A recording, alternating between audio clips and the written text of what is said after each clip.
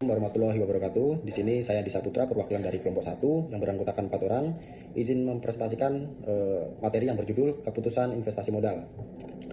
Materi yang selanjutnya saya akan menjelaskan mengenai keputusan investasi. Keputusan investasi jangka panjang yang dilakukan organisasi atau perusahaan untuk menanamkan dana pada aset atau proyek tertentu seperti pembangunan pabrik baru.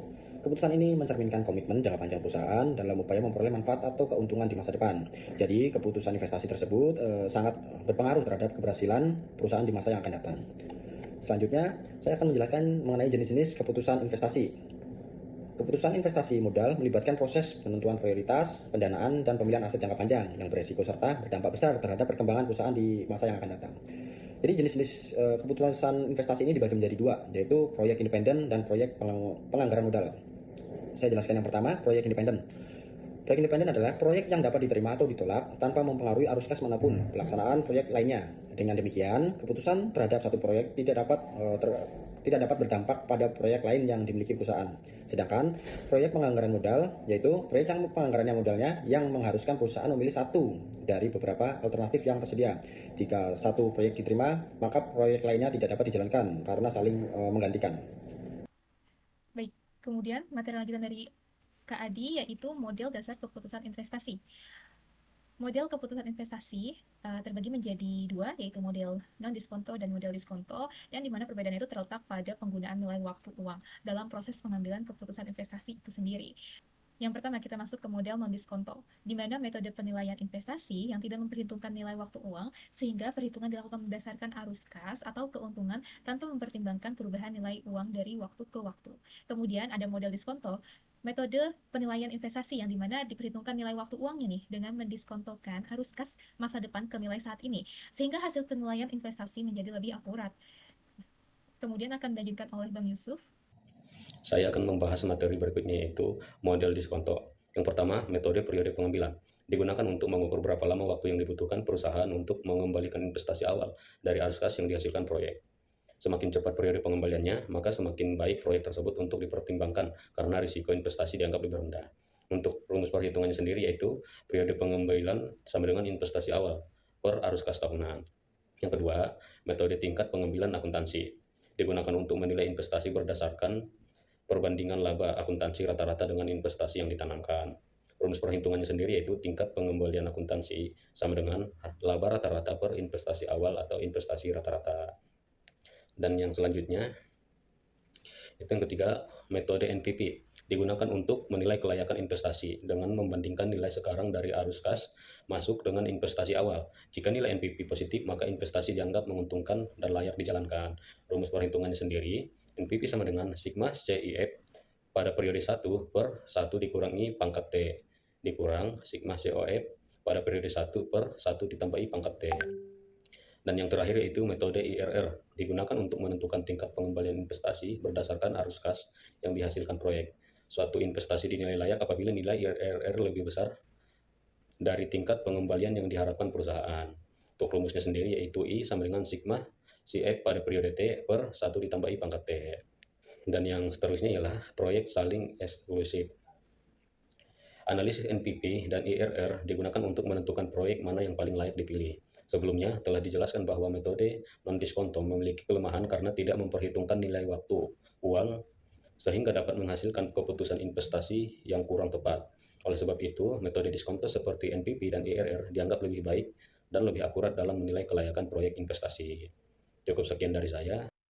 Baik, saya izin melanjutkan lagi penjelasan dari Bang Yusuf mengenai perhitungan dan penyesuaian arus kas. Tadi kan sudah masuk ke metode daripada keputusan investasi modal, dan kemudian di sini ada perhitungan arus kas yang dimana merupakan langkah penting dalam analisis investasi modal karena digunakan untuk menentukan kelayakan suatu proyek.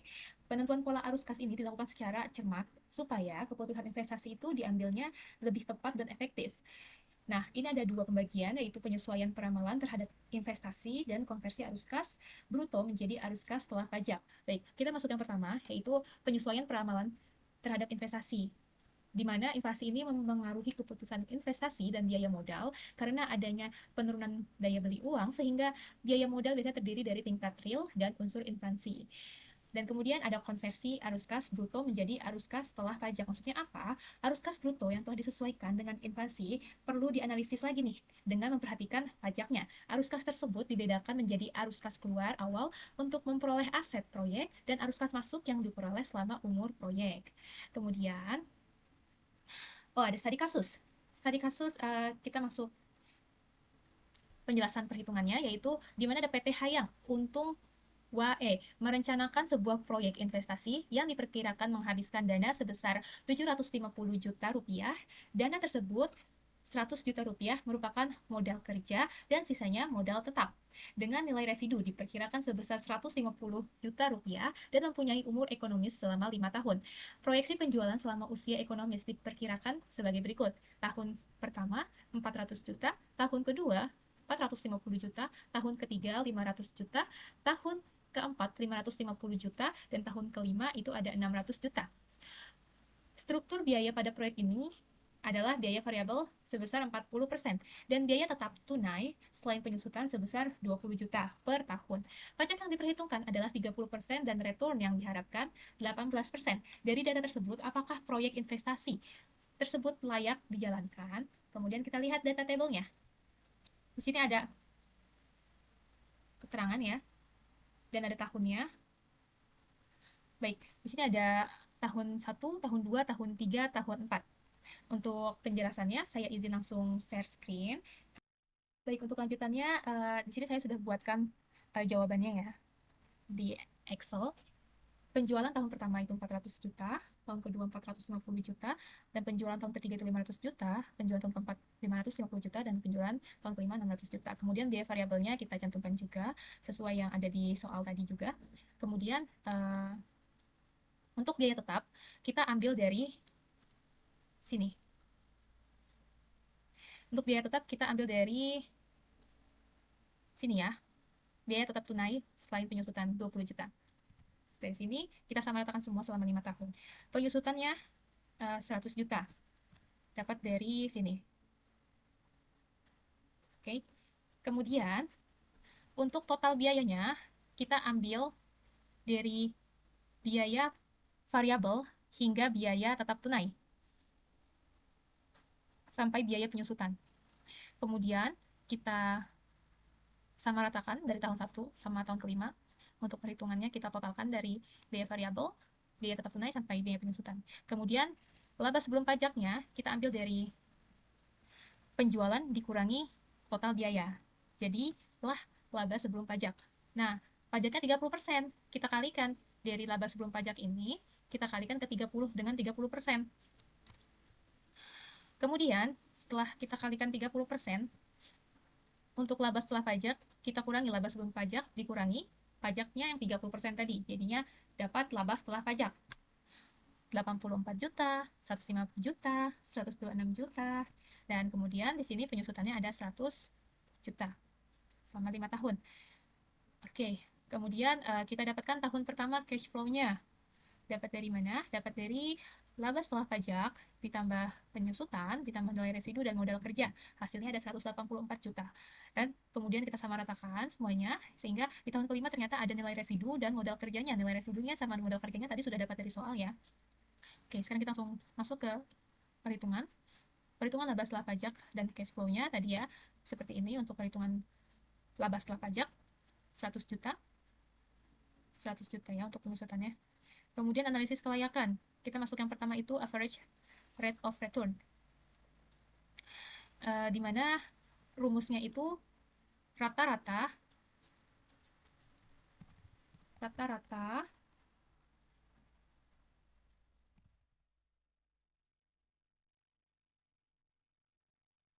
penjualan dibagi tahun. Ya, berarti ya rata-rata penjualan dibagi rata-rata modal investasi. Nah, kemudian ini dari rata-rata penjualan dan ini dari rata-rata modal investasi, kita dapatkan di angka 28% untuk ARR-nya. Sehingga karena tingkat keuntungan yang diharapkan sebesar 28%, maka menurut metode ini investasi layak untuk dijalankan. Kemudian kita masuk ke nomor 2 yaitu payback period, di mana modal investasinya itu 750 juta. Cash flow tahun ke-1 itu 184 juta. Kemudian di payback period ini kita mencari tahun keberapa investor itu bisa mendapatkan laba dari modal yang ditanam. Nah, dari 184 juta ini, 750 juta dikurangi 184 juta. Masih ada sisa 566 juta, berarti belum balik modal ya. Nah, sehingga pada akhir waktunya itu di tahun keempat, tahun ketiga itu ada sisa 135 juta, sedangkan di tahun keempat itu 747 juta. Jadi kita tulis 135 juta karena dia sudah balik modal di tahun ketiga. Nah, dari cash flow tahun keempat ini kita bagi 12 bulan ya di sini. Payback periodnya 135 juta dibagi 247 juta dikali 12 sama dengan 7 bulan, sehingga kita dapat payback periodnya itu 3 tahun 7 bulan. Yang ini 7 bulannya. Dan keterangannya, jika target kembalinya investasi 3 tahun 7 bulan, maka investasi ini layak karena PBP lebih kecil dibanding dengan target kembalinya investasi. Kemudian, nomor 3 kita masuk ke net profit value atau NPV. Berikut tabel perhitungan NPV-nya, yaitu R. Kita dapatkan dari soal itu 18% ya. Kita jabarkan ada tahun ke 1 sampai 5, cash flow dari tahun 1 sampai 5, kemudian discount factor dari R sama dengan 18%, dan present value of cash flow.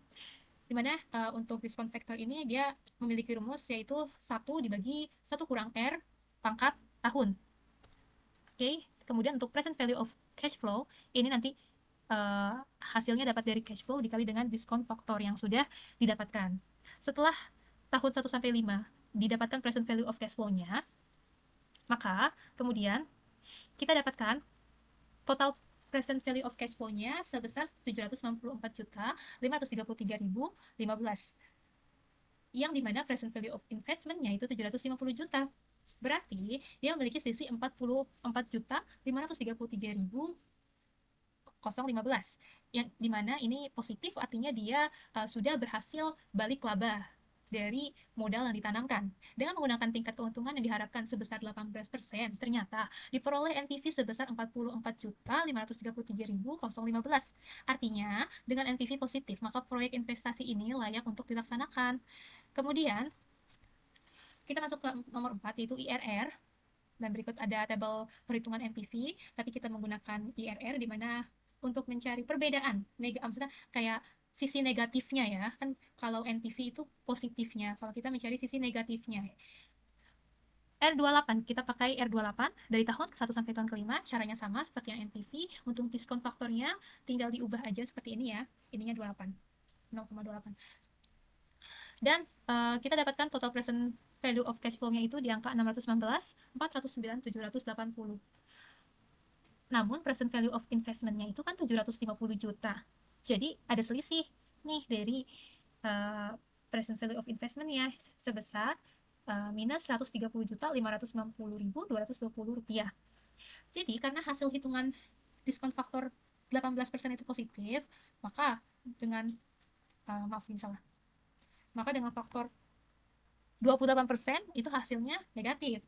Nah, kemudian kita hitung dengan IRR-nya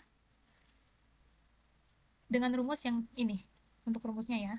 Nah, kalau ini dia rangkuman dari yang tadi, RR kita dapatkan 18%, kemudian NPV RR-nya kita dapatkan 44.533.015, kemudian RT-nya kita dapatkan 28%, dan TPV RR kita dapatkan 794.533.015, kemudian TPV RT kita dapatkan 619.409.780, dan untuk rumus dari IRR sendiri ini ada RR ditambah NPV RR dibagi TPV RR dikurangi TPV RT dikali RT dan dikurangi RR. Oke, kita langsung di sini aja. RR-nya itu ada 18% ditambah dalam kurung ya. Ini ada 44.533.015 dan RP-nya itu 794.533.015 dan dikurangi dengan 619.409.780. Kemudian dikali dengan 28% dan dikurangi 18%, sehingga dapat hasilnya yaitu 20,54%. Karena IRR yang diperlukan ini lebih besar dibandingkan keuntungan yang diisyaratkan, maka proyek tersebut layak untuk dijalankan. Yang terakhir ada profitability index. Di sini ada profitability index itu sama dengan investasinya gitu ya. Jadi PI sama dengan 794.533.015 dibagi 750 juta sehingga hasilnya 1,06. Dan karena profitability index-nya itu lebih besar dari 1, maka proyek dikatakan layak. Baik, berikut penjelasan materi terkait keputusan investasi modal dari kelompok 1. Kurang lebihnya kami mohon maaf. Terima kasih. Wassalamualaikum warahmatullahi wabarakatuh.